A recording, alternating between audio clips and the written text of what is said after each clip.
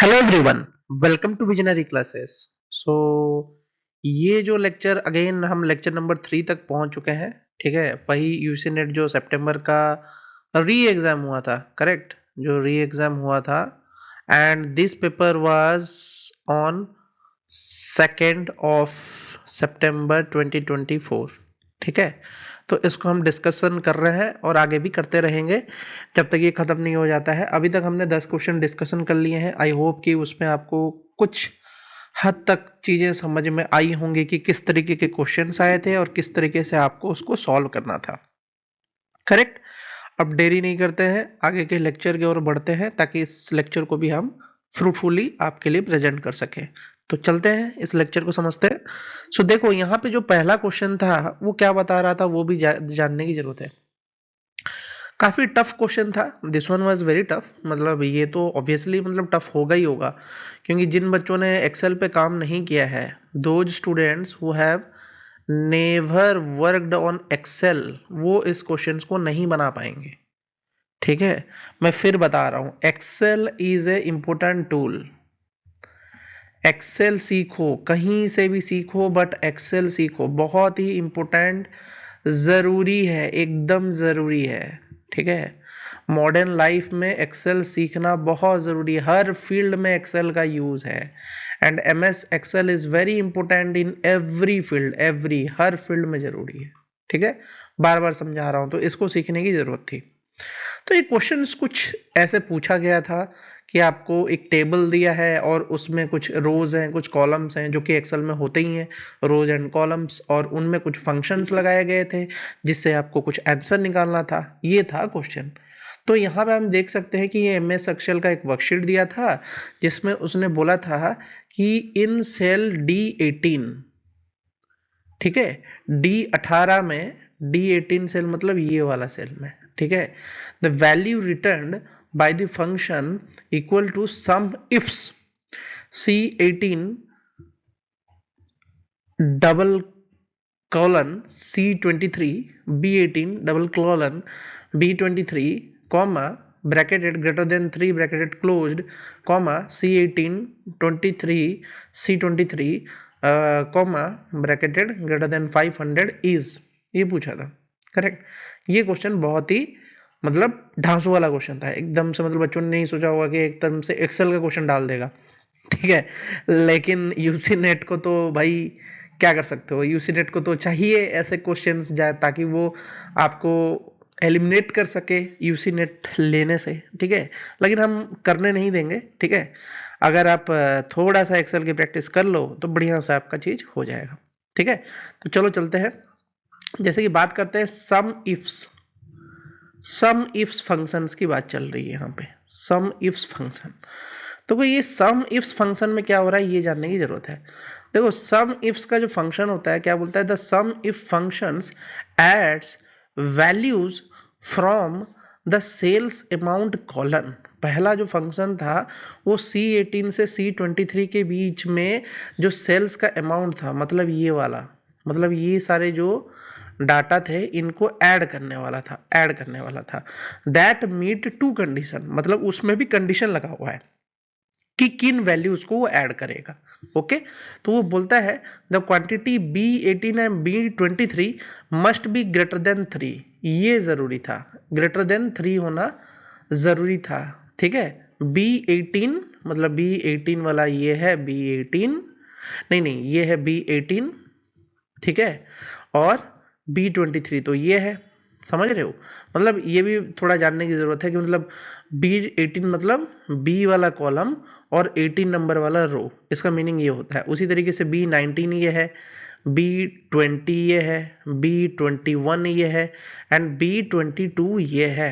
ठीक है, और यहाँ पे भी ये क्या है तुम्हारा, ये C है। ठीक है, ये C है, C18, ठीक है, C19, C20, C21, C22 and C23। ठीक है, और ये क्या है तुम्हारा D18। करेक्ट, इसी तरीके से D23 तक आप जा सकते हो। करेक्ट, ये तो आपको समझ में आ रहा होगा कि मैं रो और कॉलम को ऐसे सेपरेटेड करके आपको समझा रहा हूं। ठीक है, ये तो आपको समझ में आ रहा होगा। अब बात करते हैं कि यहाँ पे क्या इसने बोला था कि जो सेल्स अमाउंट है वो C18 से C23 के बीच में वो ग्रेटर देन 500 होना चाहिए। मतलब ये जो सारे वैल्यू थे ये 3 से ज्यादा होने चाहिए थे, और ये जो जितने वैल्यू है ये तुम्हारा ग्रेटर देन 500 वैल्यू को ही ऐड करेगा। मतलब एक तो कंडीशन है कि ग्रेटर देन 3 होना चाहिए और दूसरा कंडीशन ग्रेटर देन 500 होना चाहिए, तभी ये ऐड करेगा, अदरवाइज नहीं ऐड करेगा। सम इफ्स लगा है, सम तभी करेगा जब उसका इफ कंडीशन सेटिस्फाई होगा। ठीक है, तो अगर हम देखते हैं यहाँ पे ये बोलता है कि क्वांटिटी ग्रेटर देन 3, पहला कंडीशन में क्वांटिटी ग्रेटर देन 3 की बात करें तो मंडे तो नहीं होगा, मंडे वाला जो कॉलम में 1 है ये तो होगा ही नहीं। ठीक है, और ग्रेटर देन 3 की बात करें तो सिर्फ वेनेसडे है और थर्सडे है और फ्राइडे है, 6, 5, 8। ठीक है, तीन ही हमको जो सेल है उनमें मिल रहे हैं कि वो ग्रेटर देन 3 है। कौन से? 6, 5 एंड 8, वेडनेसडे, थर्सडे और फ्राइडे। इन्हीं के जो क्वांटिटी है वो ग्रेटर देन 3 है। सपोज ये ग्रेटर देन 3 है, ये तो आपको समझ में आ ही रहा है, करेक्ट। ये सेल में जो वैल्यूज दिया है उसकी वैल्यू जो है वो ग्रेटर देन 3 है, सिंपल, इसमें कुछ और नहीं है। ठीक है, इसमें ज्यादा मत सोचो। ठीक है, इसके बाद आता है सेल्स का अमाउंट। सेल्स का अमाउंट में क्या बोल रहा है कि वो ग्रेटर देन 500 होना चाहिए। एक तो ग्रेटर देन 3 होना चाहिए और ग्रेटर देन 500, दोनों कंडीशन सेटिस्फाई होंगे तभी करेगा, अदरवाइज नहीं करेगा। तो हमको अभी बाकी चीजों को नहीं ढूंढना है क्योंकि ये वैसे ही क्रॉस आउट हो गए हैं, हमको सिर्फ इन्हीं में देखना है। तो इनमें भी जो ग्रेटर देन 500 वाला था वो दो ही कॉलम था, ये 670 नहीं, सेल जो था वो दो ही था, 674 एंड 1099। तो इसमें सेल्स अमाउंट में भी तुम्हारा वेडनेसडे तो नहीं आएगा आंसर में, थर्सडे एंड फ्राइडे आएगा, क्योंकि उसी की वैल्यू जो है ये भी ग्रेटर देन 500 है और ये भी ग्रेटर देन 500 है, बाकी कुछ नहीं है। और ये भी ग्रेटर देन 3 है, ये भी ग्रेटर देन 3 है। तो ये दोनों जो तुम्हारे रोज एंड कॉलम्स हैं ये सेटिस्फाई कर रहे थे किसको? तुम्हारे कंडीशन को। तो इस वजह से वहां पे क्या हुआ है, 674 प्लस 1099 को उसने ऐड करके 1773 निकाला है। ठीक है, ये काफी इंटरेस्टिंग क्वेश्चन था, काफी मतलब जो एक्सेल पे काम करता है भाई वही बना पाएगा, अदरवाइज मतलब एक्सेल पे जो काम नहीं करता है उसको समझ में नहीं आएगा। आई होप कि एमएससी के जो स्टूडेंट्स हैं, मतलब एमएससी जो अभी कर रहे हैं, ठीक है, एमएससी एनवायरमेंटल साइंस से जो पास आउट होने वाले हैं, आई मोस्ट प्रोबेबली सभी ने डिजिटेशन जरूर किया होगा। जिन लोगों ने कंप्लीट कर लिया उनकी बात चल रही है, जिन्होंने कंप्लीट नहीं किया है वो कभी ना कभी एक्सेल पे तो काम किए ही होंगे, और अगर नहीं किए हो तो भाई जल्द से जल्द सीख लो, काम करना सीख लो। तो ये तुम्हारा उससे रिलेटेड आंसर था, क्या? 1773 ये आंसर था किसका? 11 नंबर जो क्वेश्चन था उसका आंसर था। ये आ गया समझ में? आगे चलते हैं। नेक्स्ट क्वेश्चन है, बोलता है कि which of the following is included among the core values promoted by NAAC, national assessment and accreditation council. देखो अब फुल फॉर्म नहीं पूछता है, मैं बार बार समझा रहा हूं, फुल फॉर्म पढ़ने की कोई जरूरत नहीं है। वैसे तो मैच द फॉलोइंग में आता है, या मैच द फॉलोइंग में आता है तो थोड़ा पढ़ भी सकते हो, ऐसा कुछ जरूरी नहीं है। मैच द फॉलोइंग में आता है तो पढ़ना जरूरी तो है, ठीक है, और थोड़ा जानना जरूरी है। अगर डिटेल में जान लोगे तो बहुत बढ़िया है। देखो national assessment and accreditation council जो है NAAC, ये क्या है? Is an autonomous body established by the university grant commission UGC of India. कब किया था? 1994। ठीक है, 1994, ये चीज याद रखो, बढ़िया हो जाएगा, करेक्ट। तो 1994 में ये आया था।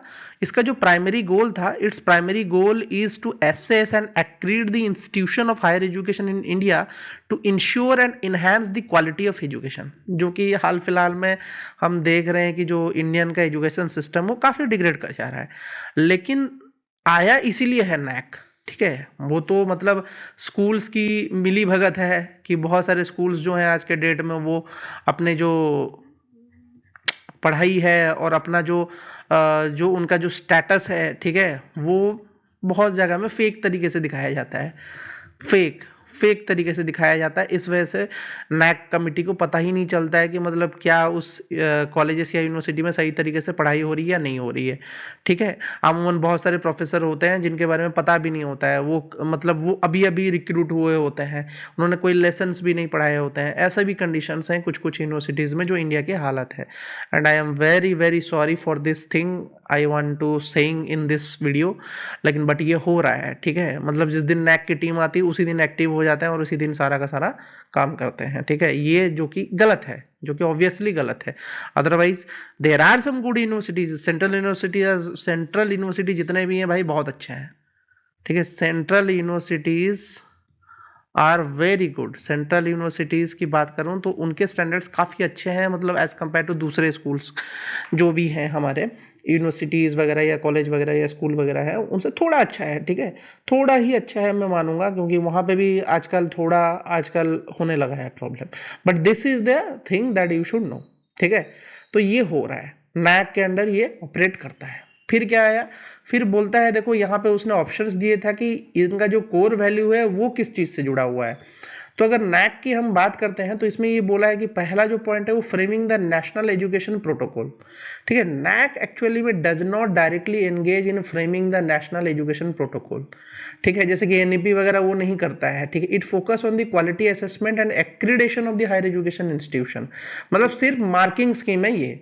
नायक जो है वो सिर्फ मार्क देता है, मार्किंग स्कीम एक तरीके से मान के चलो।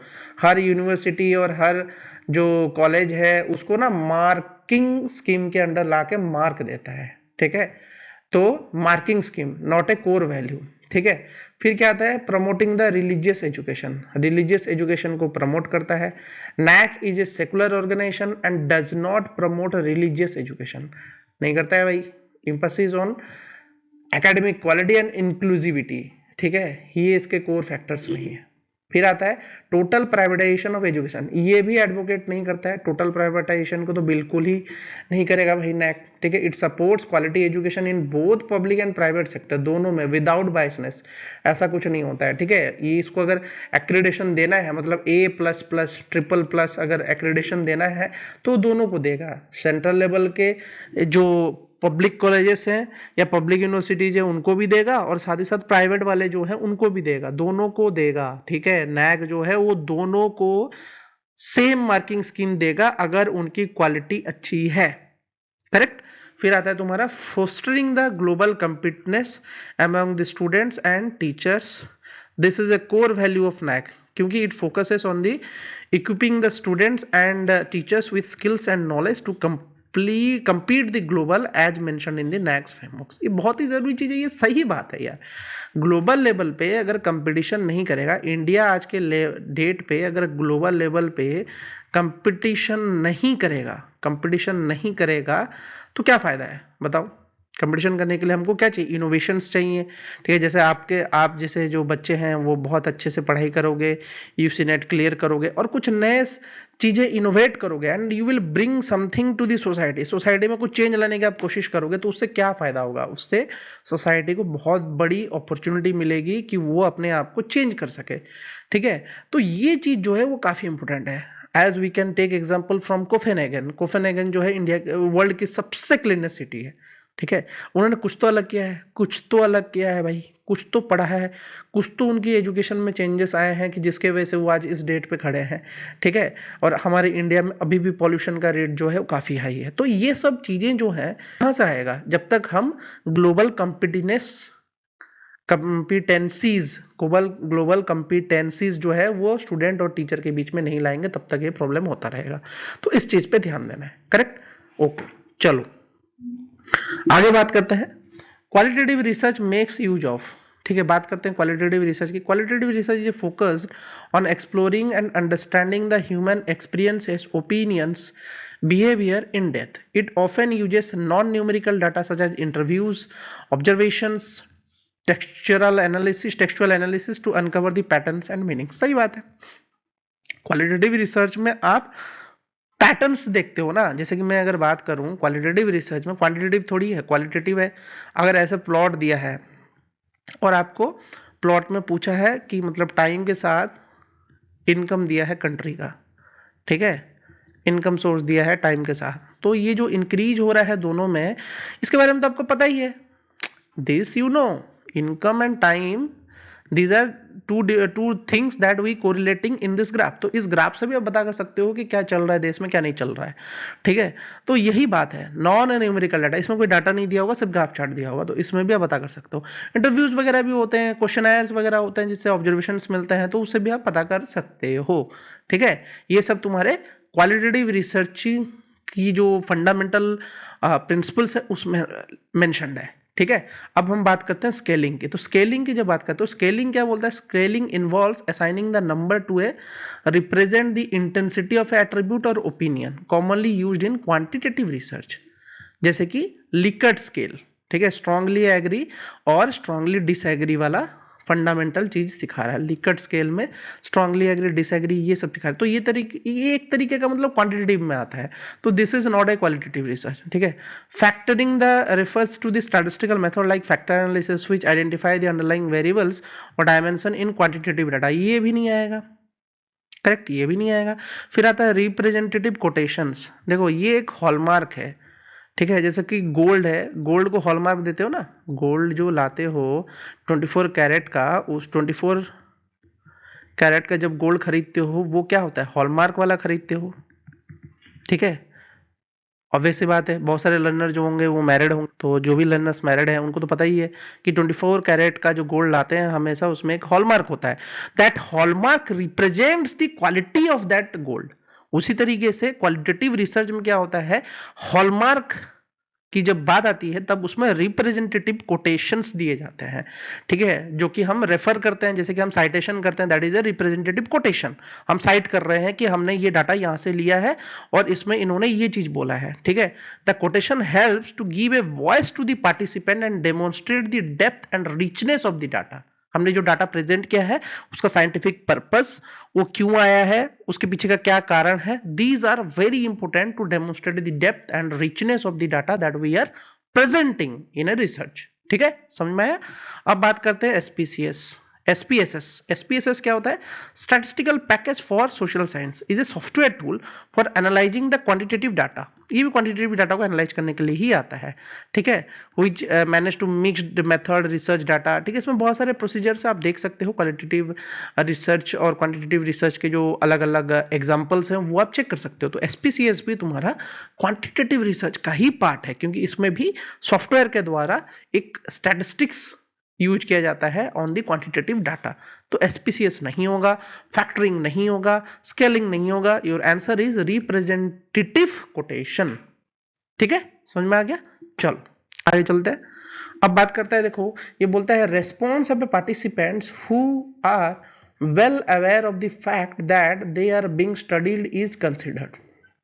क्या होता है, देखो ये बोल रहा है कि when participants are aware that they are being observed और स्टडीड, देयर बिहेवियर और responses may change because of this awareness. उनको अगर पहले से ही पता है कि उनको अंडर ऑब्जर्वेशन रखा जा रहा है, सीसीटीवी मोड पे रखा जा रहा है, तो वो किस फॉर्म में आ जाते हैं, रिएक्टिव इफेक्ट दिखाते हैं। This phenomena is called as reactive effect or Hawthorne effect, named after the famous study where workers altered their productivity simply because they knew that they are being observed, ठीक है। मतलब वही है कि office में अगर सीसीटीवी लगा दिया जाए और बॉस आपको ऑब्जर्व कर रहा है, अगर आपका गाइड आपको, आपका फैकल्टी आपको ऑब्जर्व कर रहा है, तो आपको ये होगा कि आप अंडर ऑब्जर्वेशन हो तो आप सही से परफॉर्मेंस करोगे, ठीक है।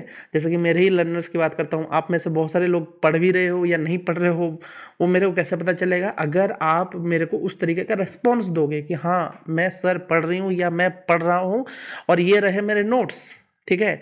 ये भी आप शो कर सकते हो। देयर इज व्हाट्सएप चैनल भी है और आपके साथ आपका एक व्हाट्सएप नंबर भी दिया हुआ है, आप वहाँ पे शेयर कर सकते हो। Even you can ask your doubts and something else, जो भी आपको चाहिए वो आप शेयर करके आप पूछ सकते हो, ठीक है। वो दे रखा है, तो वो उसी तरीके से आपकी इफेक्टिवनेस पता चलेगी कि मैं पढ़ा रहा हूँ और आप पढ़ रहे हो।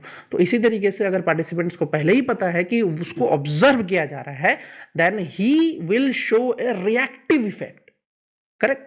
डायरेक्ट रेस्पॉन्स नहीं होगा, ठीक है, क्योंकि ये तो रेफर करता है to the response guided by specific instruction. Instruction दिया जाएगा उस हिसाब से काम करेगा।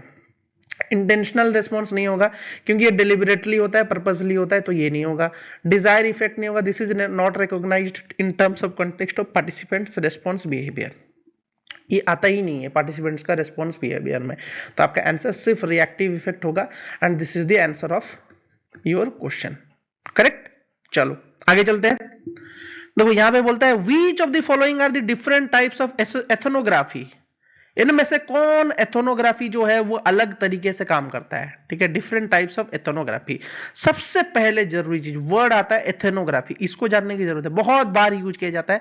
What is ethnography? Ethnography is a qualitative research method used to study and describe the cultures, communities, social groups by observing their daily lives। देखो पहला बात बोला, बहुत जरूरी है कि डेली लाइफ्स को ऑब्जर्व करे, दूसरा है बिहेवियर्स को ऑब्जर्व करे, तीसरा है इंटरेक्शन देखे, चौथा है प्रैक्टिसेस देखे। तो इसमें कौन कौन से सब्जेक्ट आ जाते हैं? जैसे एंथ्रोपोलॉजी, जान रहे हो एंथ्रोपोलॉजी आएगा कि नहीं, करेक्ट। सोशियोलॉजी आएगा कि नहीं, आएगा, ठीक है। तो इस तरीके के सब्जेक्ट्स हैं इसमें, ठीक है। It focus on understanding the people perspective and experiences in their natural setting, कैसे वो काम करते हैं उस चीज को समझा जा रहा है, मतलब पीपल्स का बिहेवियर एक तरीके से समझा जा रहा है। जैसे साइकोलॉजी भी होता है इसमें आता है, ठीक है। तो इस तरीके के चीजों को हम एथनोग्राफिक बोलते हैं और ये एक तरीके का क्वालिटेटिव रिसर्च मेथड है, फिर समझा रहा हूं, क्वालिटेटिव रिसर्च मेथड है, ओके। तो इसके जो आंसर था वो ए, डी एंड ई था, 4 नंबर आंसर था, ठीक है। तो ए क्या है देखते हैं थोड़ा। क्लासिकल इथोनोग्राफी क्या बोलता है? The foundational and traditional approach to ethnography involves immersive and long term field work, बहुत फील्ड वर्क चाहिए इसको समझने के लिए, जैसे केस स्टडी वगैरह करना पड़ता है। Private ethnography, this might refers to ethnography focusing on personal and individual experience such as auto ethnography और इथनोग्राफीज ऑफ प्राइवेट स्पेसेस, इसमें भी तुम long term field work use कर सकते हो, ठीक है। फिर आता है तुम्हारा एक्सप्रेसिव इथनोग्राफी। एक्सप्रेसिव इथनोग्राफी क्या होता है? This could relate to the form of ethnography emphasising on creative, artistic or narrative expression of a cultural phenomena. ये भी आप लॉन्ग टर्म में ही देख पाओगे, किसी की आर्टिस्टिक नेचर कैसी होती है, क्रिएटिविटी कैसी होती है, कैसा उसका तरीका है, बहुत सारे बार अब उसको टेस्ट करोगे तभी ना समझ पाओगे। तो हर चीज को आप रिलेट कर सकते हो कि ये सारे के सारे जो है ये ए डी ई, ये एक तरीके के लॉन्ग टर्म इफेक्ट पे हम शो हो रहा है, ठीक है। तो इस वजह से हमारा ए डी ई जो था वो थोड़ा पास पास था, ठीक है आंसर। तो इसलिए इसको ए डी ई कंसिडर किया जा रहा है। जबकि मेन स्ट्रीम इथोग्राफी की बात करें, this is not formally recognised as a type of ethnography, इतना टाइप ऑफ इथोग्राफी में ही नहीं आता है, मतलब बी ऑप्शन तो आता ही नहीं है टाइप ऑफ इथोग्राफी में। बट ये क्या है, एक तरीके का जनरल डिस्क्रिप्टर है of A widely accepted method. पहले से कुछ मेथड्स दिया गया है बट उसको एक जनरल डिस्क्रिप्शन की तरह यूज करना, ठीक है, दैट इज मेन स्ट्रीम इथोग्राफी। जबकि वो फॉर्मली रिकॉग्नाइज्ड नहीं होता है, उतना इथनोग्राफी में उसको यूज नहीं किया जाता है, ठीक है। तो बी ऑप्शन जो है वो तो वैसे ही कट गया है, तो ऑप्शन 1 एंड ऑप्शन 2 तो वैसे ही क्लीन्ड आउट थे, ठीक है। फिर आता है तुम्हारा post modern ethnography. While it recognise the type, it appears that this question or framework is prioritising the alternate types like private and expressive, ठीक है। ऑलरेडी प्राइवेट एंड एक्सप्रेसिव जब लिखा गया है तो इसको वापस से लिखने की जरूरत नहीं थी, सी लिखने की जरूरत नहीं थी। सी डी ई तो वैसे ही नहीं होगा क्योंकि ए तो आएगा ही आएगा, ठीक है। अब तो best option was A D E from our perspective, ठीक है। तो ये थे मेरे जो कुछ सॉल्यूशंस के मैंने आपको डिस्क्रिप्शन दिए हैं from question number 11 to 15 for the क्या 2024 जो जून का री एग्जाम हुआ था 2 तारीख को, उसका सॉल्यूशन का, ठीक है। आई होप कि ये लेक्चर समझ में आया होगा और ज्यादा से ज्यादा लोगों को स्प्रेड करो और सब्सक्राइब करो चैनल को जिन्होंने अभी तक नहीं किया है। और रेगुलर क्लासेस के लिए अगेन आई एम टेलिंग कि अभी भी समय है, रेगुलर क्लासेस को ज्वाइन करो, अच्छे से प्रिपरेशन करो, ज्यादा से ज्यादा मॉक टेस्ट दो। और आपको अगर कांटेक्ट करना है तो you have a contact details in the description box, go there, call there, WhatsApp there for your UGC NET preparation, ठीक है। Have a nice day.